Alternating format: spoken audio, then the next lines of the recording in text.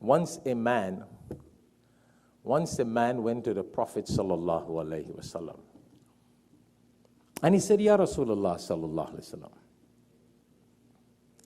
tell me that deed, what amal, what deed, if I do it, Allah would love me. Interesting, huh? If I do it, Allah would love me. And if I do it, the people would love me. Because it's hard for people to love you and Allah love you at the same time, huh? Very difficult. You know, there is a hadith of the Prophet sallallahu alaihi wasallam which says that a true leader, a true ruler,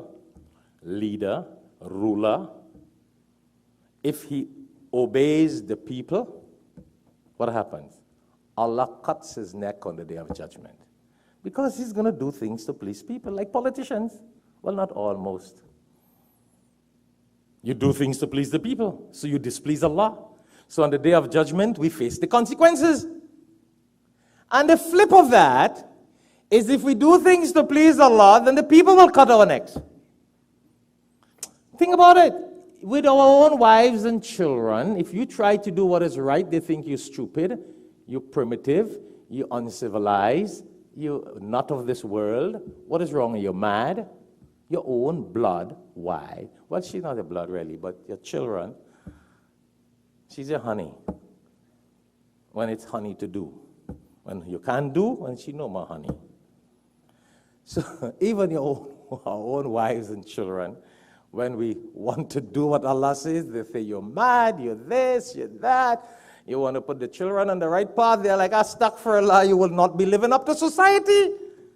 Are you mad? Where are you living? Go back and live in the desert. Yeah? So when you please people, then we displease Allah. And when we please Allah, then we displease people. So this man came to the Prophet sallallahu alaihi wasallam and he was like, Ya Rasulullah sallallahu alaihi wasallam, tell me, what could I do? What is that act or deed that if I do, Allah would love me? And what is that deed or amal or act that if I do, the people would love me?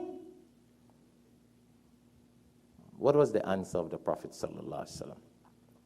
The Prophet sallallahu alaihi wasallam said, abstain from the desire of worldly things. Interesting, eh? The desire, remember that, we live in this world.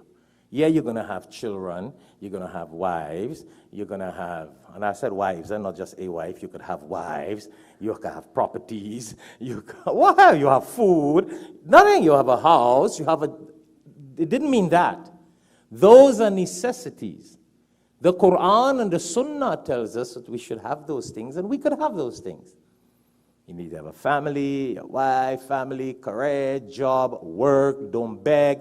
All these things are not worldly desire.